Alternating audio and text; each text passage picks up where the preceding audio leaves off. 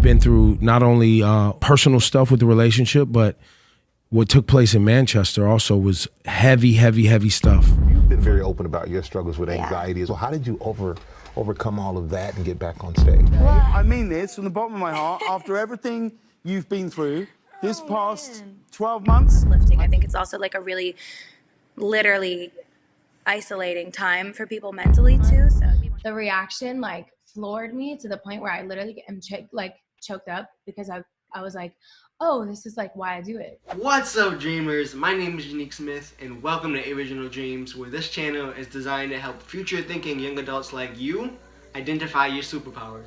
Now, on this channel, I study successful individuals who may have gone through or are going through similar struggles that many other young adults are going through. I break down how they use their superpowers to overcome their struggles. That way you can relate and overcome your struggles too. Now, what are these superpowers? There are 4 superpowers that are represented using the flight experience, which, as you might know, includes pilots, flight attendants, the grounds crew, and air traffic controllers. Pilots are aggressive problem solvers and decision makers who think big picture and want results fast.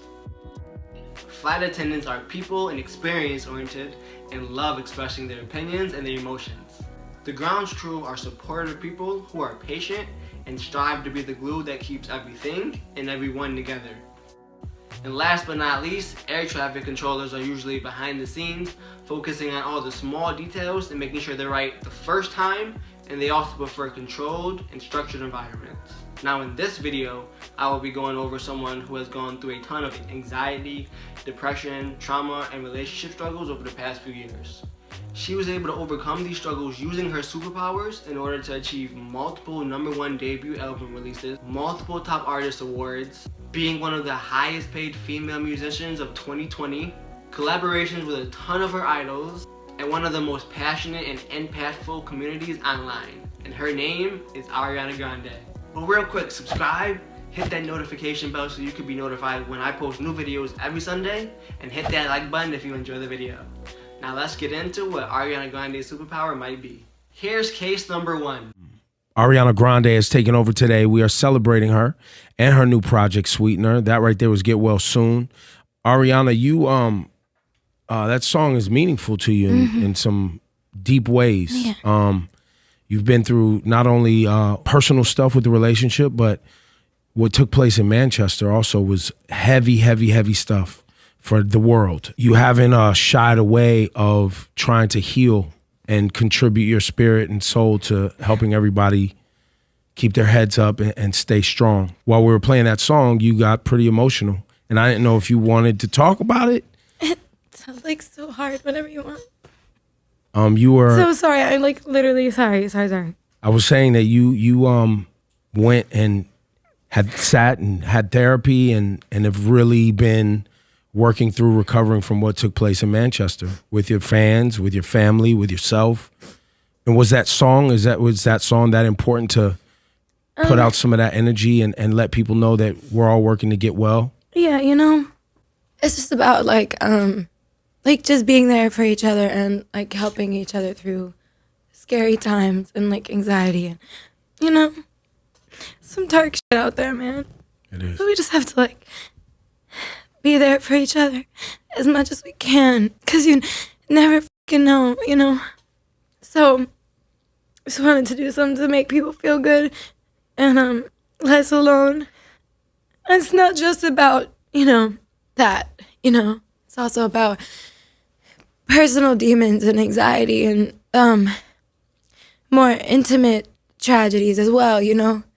Mental health is so important. People don't pay enough mind to it because we have things to do. We have schedules, we have jobs, we have, kids and places to be and pressure to fit in and Instagram stories, whatever you're trying to put on facade, trying to keep up. People don't pay attention to like what's happening inside. I'm so sorry. I'm falling apart. Yeah, that's why I felt like it was important. I just wanted to give people a hug musically. And I feel like the lyrics can be kind of corny when I talk about like wanting to hug you and stuff, but like I really do, because it's just like I don't know. People gotta be nicer. When you see this shit on the news, it affects you, but not the same way. You feel bad, you tweet it, you post a picture, you send your condolences, you say something, and then you move on, you know. But like, Christmas comes and you're like thinking about it, you know, it's like, you know, I'm so sorry. Like, it's like people are permanently affected by this shit, and it's just like perspective. It like changes everything, changes your life quite a bit, you know. Here's case number 2. You've been very open about your struggles with anxiety. So how did you overcome all of that and get back on stage? Well, I think just looking at my fans and the way that they responded to it, and like, of course, the city of Manchester and how they responded to it with so much like unity and strength and love and like fearlessness, and I just never really seen anything like it, and I was like, you know, that's not the reaction to have, is to like recoil and just like go away, you know? So when we like decided to continue my tour, because I went right home, I went to Florida, and I was like, I was like, I'm not putting those costumes on again, I can't sing those songs again. You were like, done. I was like, I can't. I was like, I love y'all, I can't do it. I was like, there's no way. And then I was trying to go to sleep that night, and it didn't feel right. It didn't feel like the right decision. I think we should set a better example and kind of like celebrate their lives, you know what I mean? And try to like not let hate or like violence or any kind of darkness of that magnitude win in the scenario. I think a mixture of just like the love from my fans and like seeing people be there for one another and help each other heal, and therapy and time, everything, you know, you find the light eventually, and it's still, you know, a work in progress, but I think the sense of community that I saw in response to what happened was the best example of humanity. Here's case number 4. Dive into all that. I want to talk about Stuck With You, obviously, because congrats. It's great to hear your voice. Just hear your voice right now. And as soon as this whole situation changed, you got to choose your moment as to when you want to speak or release something or say something or contribute. And what changed for you? So we just wanted to make something fun that also helps and kind of makes people feel, I think, less alone, I guess, or just can be hopefully somewhat uplifting. I think it's also like a really literally isolating time for people mentally too. So we wanted to put music out because music is the thing that makes people feel good. It's the thing that speaks most to people's spirits, and we just wanted to lift them. So we thought it would be better to do it this way with of course, working with the First Responders Children's Fund, and doing it that way made it feel much better, and like hopefully it's making people feel good, we hope. How was that time collaborating with him? Because it's one thing to be friends with someone, but you have to really be deliberate and thoughtful before you get in there and work with somebody, you know? I'm always nervous when friends of mine or artists that I admire send me something and hope that I will get on it, and I'm like, okay, I need to like make sure this is exactly what they wanted or envisioned or like why they asked me. So I've tried to just take my time with it and get it right. And I sent it to him, and he was like, oh my. The other thing that shows up on this playlist, Ari, as well, that is amazing, is that there's a really strong sense of a love of pure R&B and modern R&B. Tinashe, Yeah. cornerstone for the recovery of R&B into the mainstream, and should be always recognized as that. I think she's punk rock Tinashe. I really do. You know, SZA, same thing. These are your peers doing incredible things right now. Yeah. I love Tinashe because I know she produces as well, and I always love seeing women behind the computer and everything. That's always makes me so happy. And SZA, I love her so much, and she's so sweet and so talented. And I love that her writing is not formulaic. Here's case number 5. Let's start at the top. Why was this the right time to give the world positions? And there's no way it wasn't a hard decision to make. Oh yeah. It was hard for me to differentiate between like, is this an inappropriate time to release because of the state of the world, or is this the appropriate time to release because it's going to make a lot of people feel something bright and something better and be uplifting to people? And at the end of the day, I was like, I'm an artist. This is what I'm supposed to do. I've always kind of tried my very best to take situations and make my fans feel better and make myself feel better, make the world kind of like smile about it or learn from it or whatever, or turn it into art in some way. So I kind of was like, the project is ready. Let me try to make them smile, because I know I have seen them on the timeline worried about their lives and the state of the world all year. And we've kind of like, you know, I've been working and it's done. And I was like, you know what, this is like, everyone is aware of what's happening. I'm aware of what's happening. And this is also my job at the end of the day. And I know that in my heart, this will make a lot of people feel something good. And even just like the day that I tweeted, I can't wait to give you my album this month, the reaction like floored me to the point where I literally am choked up, because I was like, oh, this is like why I do it. Like, this is like, at the end of the day, like why my heart was like, okay, yeah, just drop it, just do it, just let's go. Because of them and the love and how it feels and how special that is. It's like, really, I really am floored by that still to this day. I gotta tell you, like, I had chills. I was like, am I on BTS? I was like, what is this reaction? I was like, holy. Anyway, how does that make you feel, knowing you have like the power and influence to make so many people in the entire world smile through everything we're going through?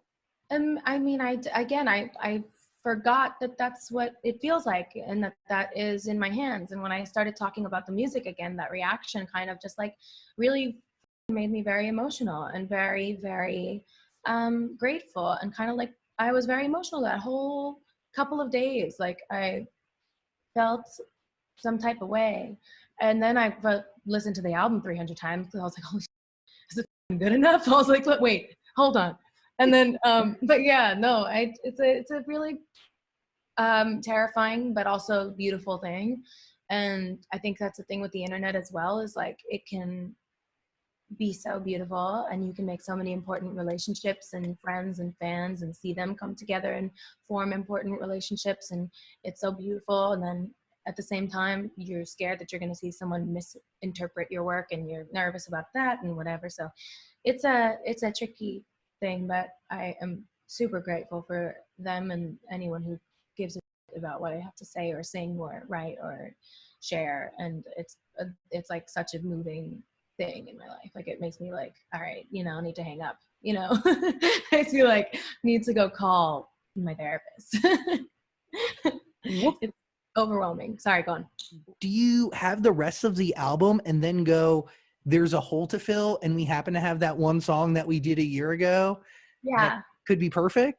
So the way I kind of like to move when I'm making stuff is I like to jump around. I don't like to finish things right when I start them. Like, if I have a verse and a hook, I'll be happy, and then I'll be like, okay, let's start something new, or okay, let's do the second verse and then come back and blah, blah, blah, blah. So I like to just kind of, when the ideas are there, go. And then when I feel like I'm working, when I feel like you know, I just like to bounce around until something else comes up, and that I hear something else that I like, and we'll start other ideas. And then at the end, we go back and we finish them. Interesting. Like, how do you know that it was time to hit pause on 34, 35? Like, at what point did that song like end and then you picked it up? Oh yeah, when my mom got there. Oh. Yeah. Mm-hmm. She was like, hi, Ariana. And I was like, Billy, pause. Can you talk about putting that verse together, like the riding verse, the earthquake verse? Like, how fun was that, building out those lyrics? It was so much fun. Also, the thing about getting like me, Vic, and Taylor in a room together is, I mean, it's just so fun, but also it's magical. Like, when three besties sit down who like know a lot about each other's lives and intimately know each other. Oh yeah, very intimately. I don't really work with people that I don't have a real friendship or relationship with, or that I don't feel immediately like connected and obsessed with. You know, I've been working with Victoria and Taylor since the first album. Like, it's not even, and it's so much more than that. Like, these are two women that mean so much to me. So it's so much fun. And my friend was there. My friend tagged along and was like, it took us like 30 minutes to write the bridge, and Chase was like, you guys are, first of all, ruthless. Second of all, that was the most fun. Like he was like, I can't believe that happened so quickly. And yeah, but it was really fun. But yeah. Isn't that what you want, is tell your story? No, I don't fucking know, dude. I just want to sing and make people happy and say songs, and I don't know. All right, well, forget I said that. I don't think about that. If I wanted to share my story, I'd do more of this shit, but I only talk to you two. All right, well, scrap that. I'm joking. And I want everybody, and everybody should know that, you know. Yeah, but it's also like yes, in a way, yes, because it's like I do want some control over what the narrative is, but at the same time, you know very well that I don't like to spend too much time thinking about that because it's scary. What you do need somebody to play video games with you at 2 a.m. Do you have that right now? Yeah, hell yeah. Oh, congrats. That's a big deal. But we're asleep by 11:01 or by like 10:01. We're old. I'm old. I'm an old person. Back in the day, Ariana would be up at probably like 1 o'clock playing video games. No more. I can't do it anymore. I'm really? tired. Oh yeah, I'm exhausted. Also, I think the amount that I have worked on this year that was supposed to be my off year is like crazy. I've like never been more nonstop in my entire life, and it's like kooky. I think because like once I made the decision that I wanted to put something out, I was like, okay, now I need to shoot 76 videos, do 76 photo shoots in the middle of a pandemic. I need to get everyone tested 300 times a week. I need to put together these mixes, approve all these masters, and I have notes on everything. I'm not happy with anything. I need to make sure everything is perfect. I need to da-da-da-da. And I think I just kind of like drove myself a little crazy for a while. So I think I was like, by the time we were both home from work and done, I was just kind of like, we both were like, okay, good night. We were both like, okay, we're in bed by 7, watching Netflix until 10 and then sleeping, you know, like old people routine. This is all that happens. Do you realize that you want to put out an album only after the songs are done, or do you go, I'm going to put out an album and then start creating? No, I see a list of like things that I know I would want to be on an album. Even if they're unfinished, I know that there are titles like of things that exist in my head.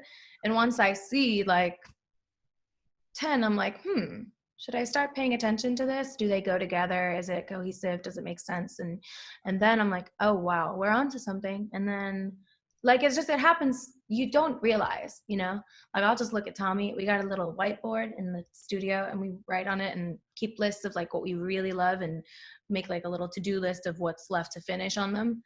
But once we're in the double digits, I kind of look at Tommy and I'm like, are we here again?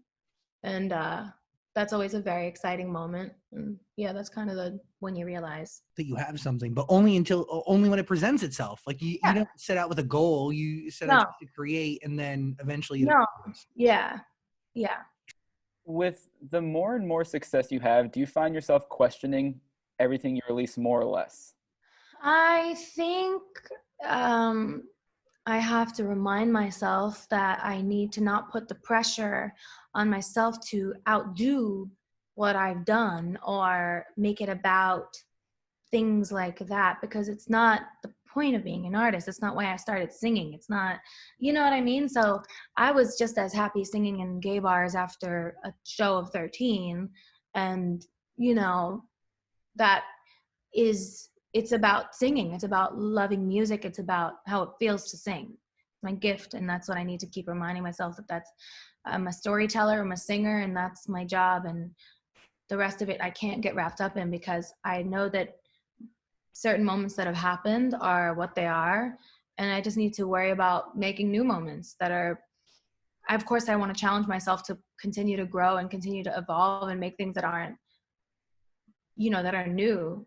But also I don't want to put pressure on myself to outdo something in a, you know what I mean? Other than just performance and what I have to offer people. I can't put that pressure on myself because it'll make me sick. It'll ruin the point of art. It's like, you know, I know that a lot of people do care about those kinds of things, but I can't, because I know it'll make me unhappy, and I know that it'll kind of blur the point of all this for me. So what is success to you? How do you measure it? How do you look for it?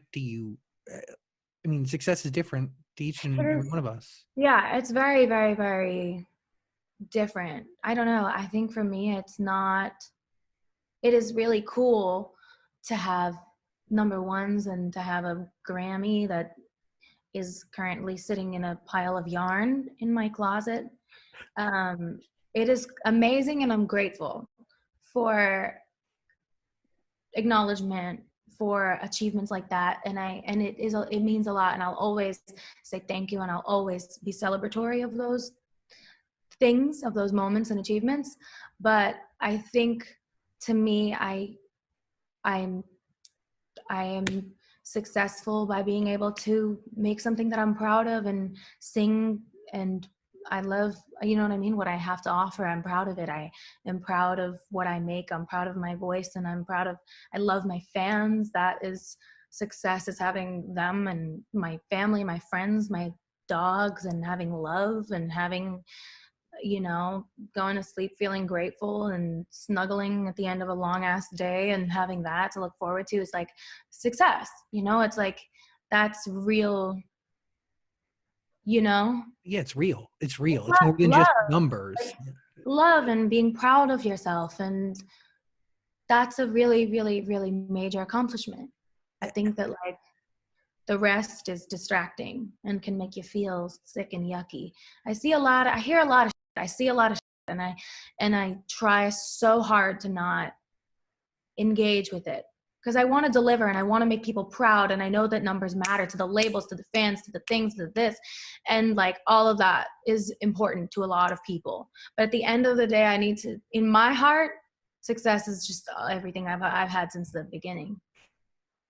Like love and the ability to sing and tell a story. I'm happy, you know? Now it's finally time to determine what Ariana Grande's superpower is. When it comes to eliminating the first superpower, some of my conclusions are that she tends to naturally come off as agreeable when conflict comes up. She's competitive with herself when it comes to improving herself and doing her best, but not when it comes to comparing herself to her previous success. And she is very creative and impact driven rather than being results driven. So overall, Ariana is not a pilot. When it comes to eliminating the second superpower, my conclusions are that she is also process driven in terms of her pace and taking her time, but she does not like being formulaic or repetitive in terms of the way the final results of her music comes out. And she is also way more focused on interacting with people rather than being task oriented. Also overall, I don't think Ariana is an air traffic controller. Now my reasons for still leaving the flight attendant and the grounds crew up is that at the end of the day, she just wants to have fun. She only likes to take risks in terms of expressing herself and having fun, but not in terms of making decisions. She's always focusing on providing value to people during the darkest time. She's always trying to uplift them and make them feel good. She even gets emotional when her impact and her value is recognized and appreciated. And she loves to be intimate and connected with her fans and be involved with some type of group or community. She's very creative and she always has a ton of new ideas. But ultimately, I believe Ariana Grande's superpower is the grounds crew. This is because of how emotionally needy she is in terms of connecting with people. She doesn't even prefer working with people who she doesn't feel intimately connected to. She also gets anxious working with people who she isn't close with yet because she prefers to take her time connecting with them. Also, she prefers to express her opinions and her emotions through her music and not publicly. She also even overcame the trauma and stress in her life, again, through connecting with the people closest with her, and again, uplifting and impacting others around her. Hopefully, learning about Ariana Grande's superpowers was helpful for you.